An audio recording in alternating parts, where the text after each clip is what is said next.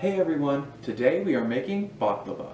And because there are so many different ways to make this delicious dessert, I have decided to make two different versions today. So here we have a Greek version that I made using walnuts, and here we have a Turkish version that I made using pistachios. I had a lot of fun making these and I can't wait to show you the process. So without further ado, let's get started. So to start off this recipe, we'll begin by clarifying some butter. Place 6 sticks of unsalted butter in a large microwave-safe bowl and heat it until it's fully melted. Now, don't worry about my math skills. I know there's only 5 sticks of butter in that cup, but I ended up having to melt another stick later because I ran out, so you should use 6 sticks total for this recipe. After you melt the butter, be careful taking it out, and whatever you do, don't stir it. By melting the butter, the milk solids should naturally separate from the oil, and then all we have to do is skim away some of the white foam from the top of the oil until it looks clear.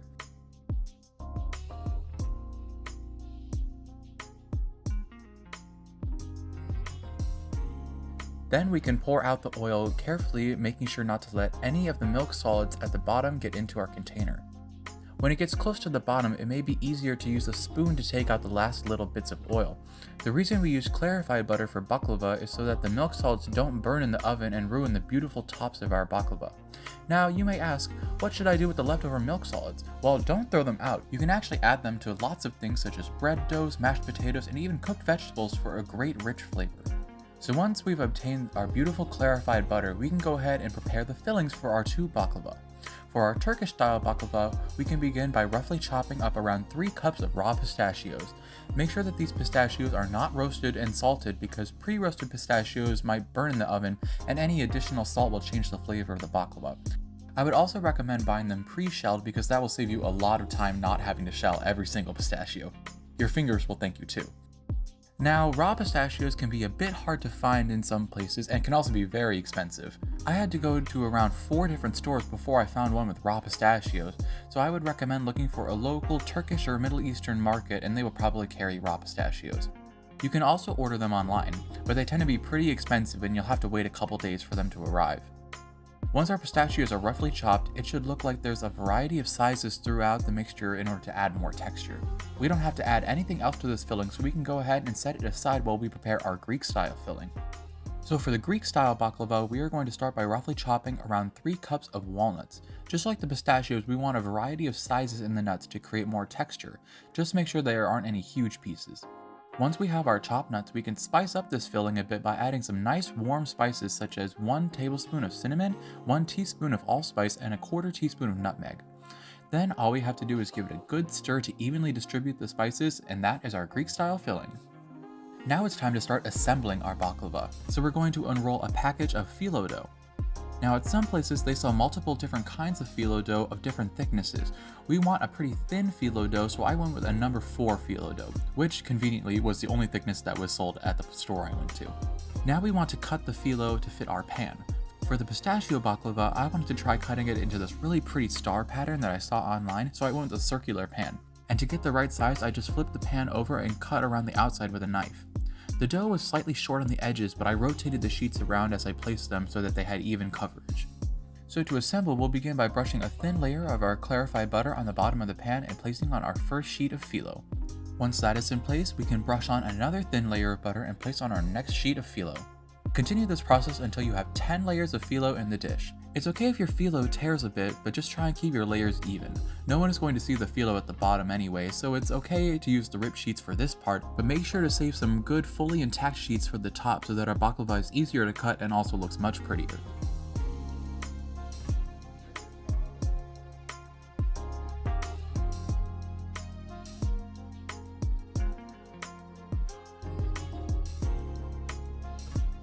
Now we can go ahead and sprinkle on around 1/3 of our pistachio filling. If you made 3 cups of filling, you can make it easier by just using a 1 cup measuring cup to sprinkle on your filling. Then we're going to use our brush to sprinkle a bit of our butter over the nuts so that they're almost fried while they're in the oven. Then we can continue by placing 8 more layers of phyllo in our dish, making sure to spread a thin and even layer of butter in between.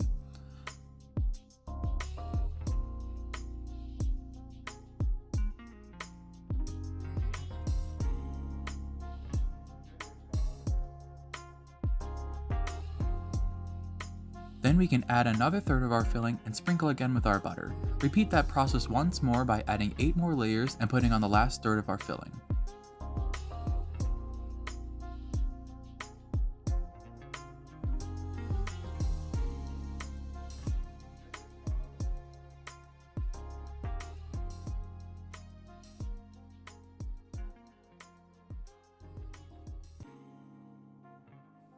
Now we can finish by placing on our last 10 layers of phyllo. Make sure you place these carefully to avoid any tears so that the top of our baklava is nice and pretty.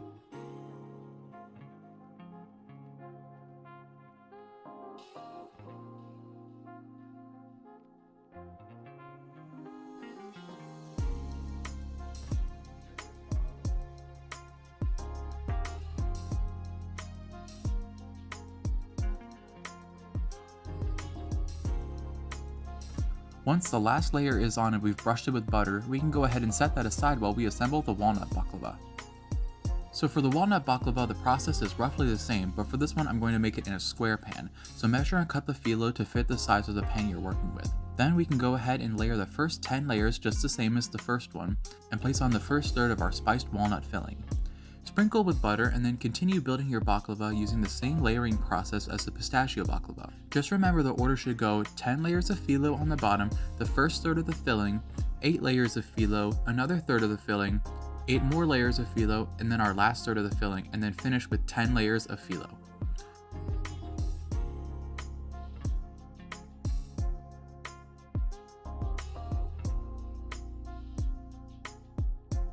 Once we have both of our baklavas assembled, we can go ahead and cut them before sticking them in the oven. Traditionally for Greek style baklava, it's cut into squares, so you can go ahead and do that if you would like, but I really like this parallelogram shape, so I started by cutting vertical lines down the baklava and then diagonal lines across to create that shape. Try to keep your spacing even the whole time and cut carefully to not displace any of your phyllo layers.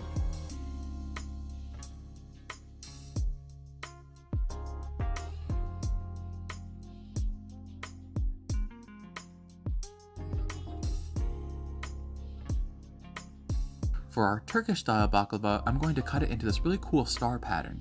So for that one, we'll start by cutting the baklava down the middle.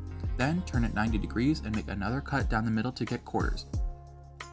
Then you can cut each of those quarters in half to get eighths. It's important to make sure you're going right down the middle for each cut so that they all intersect in the center of the baklava. Once we have our eighths, we can start cutting our parallelograms. So just choose a spot along one of the lines and start cutting towards the edge, parallel to the other edge of the eighth that you're cutting. Try to plan ahead and figure out how many cuts you would like to make on each eighth so you can evenly space them and get similarly sized pieces of baklava. For this pan, I thought 2 additional cuts would be good, so I mentally divided each section into thirds and then cut from that point. I just eyeballed these cuts, but you can use a ruler to get the spacing exact. Once we have all of our eighths cut in one direction, we can do the same thing again, this time starting on the opposite side of the eighth and cutting parallel to the other side. Work your way around the whole dish, and once it's done, you'll have this beautiful star pattern in your baklava that is made up of all these parallelograms.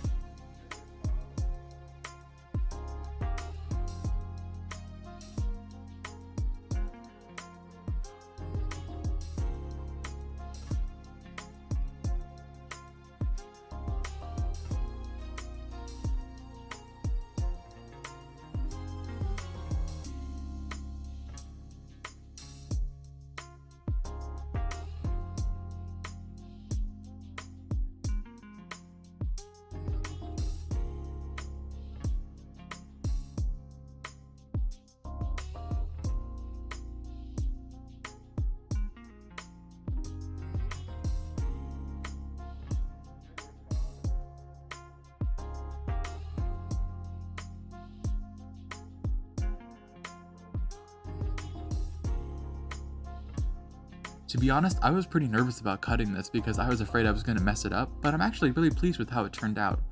Once we have both of our baklavas cut, we can go ahead and place them in a 400-degree oven for around 30 to 35 minutes or until golden brown on the top. For me, I ended up leaving them in for around 40 minutes, which turned out pretty well, but they were a bit overdone on the bottom, so I would say just a few minutes earlier would have been perfect. While those are in the oven, we can get started on making our simple syrup mixture for each of our baklavas. So for our pistachio baklava, we can start by placing 3 cups of sugar into a pot along with 1 3/4 cup of water and a piece of lemon zest. We can also squeeze in the juice of around half of a lemon. It may help to do this over a strainer. I kind of forgot that lemons have seeds, so we can just go ahead and fish those out. Now we can go ahead and bring that to a boil before reducing to a simmer for around 10 minutes or until it reaches a loose syrupy consistency. Then take it off the heat and let it cool. For our walnut baklava, we will start by placing a half cup of sugar into our pot along with a cup of water. So far it's looking pretty similar to the last one, but here's where it gets different. We're now going to add 1 cup of honey, and that is going to give this baklava so much flavor that will pair beautifully with the walnuts. We will also add a couple pieces of orange peel and 1 cinnamon stick. Just bring that to a boil like before and then reduce the heat and let it simmer for 5 to 7 minutes or until it reaches a loose syrupy consistency. Then take it off and let it cool.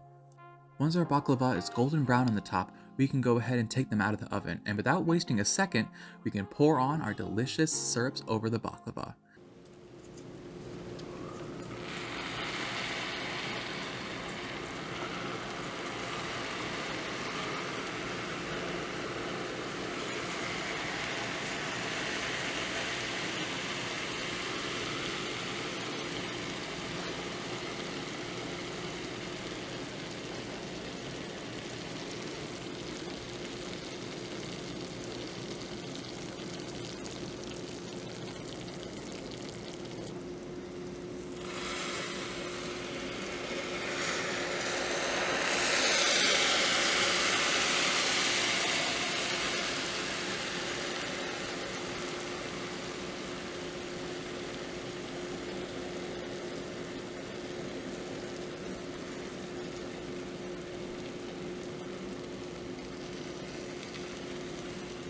Now all we have to do is let it cool overnight to allow all the syrup to soak into the baklava, and that's it, we've made baklava. So let's take a look at all that flaky, syrupy goodness now, shall we?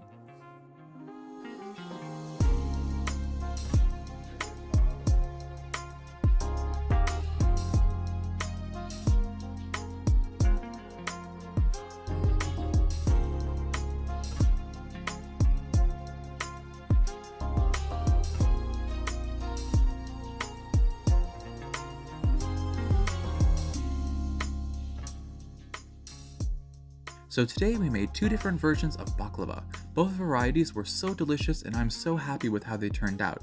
The way the syrup complements the flavor of the nuts in each version is so good, and the crunchiness of all the phyllo layers creates an amazing texture that cannot be beat. Overall, I'm so impressed with this dish and I can't wait for you all to try it for yourselves. With that being said, thank you for watching, and if you liked this video, please feel free to like, comment, and subscribe, and consider sharing it with your friends. As always, I have all the measurements down in the description box, and if you end up trying either of these recipes, let me know how it goes. Otherwise, stay tuned and I will see you next time with a new video. Bye!